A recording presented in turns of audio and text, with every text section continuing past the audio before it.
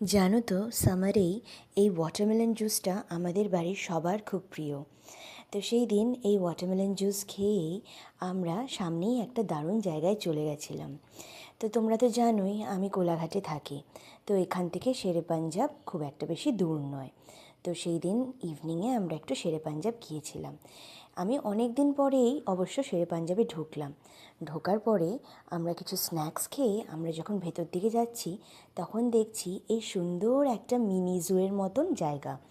তো যেখানে এই বার্ডসগুলোকে সুন্দরভাবে রাখা আছে। সব থেকে দারুণ লেগেছে আমার এই লাল রঙের ম্যাকাওটা। এত ট্যুরিস্ট ফ্রেন্ডলি যে কি বলবো, খুব এক্সট্রোভার্ট।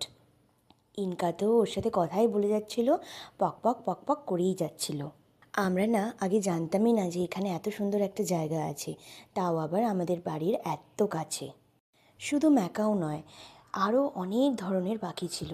সবার নাম তো আমি ঠিক জানি না, তাই আমি বলতেও পারছি না কোনটা কি পাখি ছিল। কিন্তু যা ছিল দারুণ ছিল। কয়েকটা কাকাতুয়াও ছিল। খুব ভালো লেগেছে আমাদের জানো জায়গাটা। আর এখানেই শেষ নয়, এটা দেখে নিয়ে আমরা যখন বেরোচ্ছি আমরা একটা ঘোড়ার আস্তাবলও দেখেছি। এগুলো সব কিছুই শেরে পাঞ্জাব প্রপার্টির ভেতরে। আর একটা যেন খুব সুন্দর মন্দির আছে শিব ঠাকুরের, সেটার তো আমি ক্লিপ নিতে পারিনি কারণ অ্যালাউড ছিল না। বাট তোমরা যদি কোলাঘাটে আসো তাহলে অবশ্য করেই এই জায়গাটা ঘুরে যাবে, খুব সুন্দর লাগবে তোমাদের। চলো, আজকের ভিডিওটা আমি এখানেই শেষ করছি। তোমরা খুব ভালো থেকো, সুস্থ থেকো। টাটা।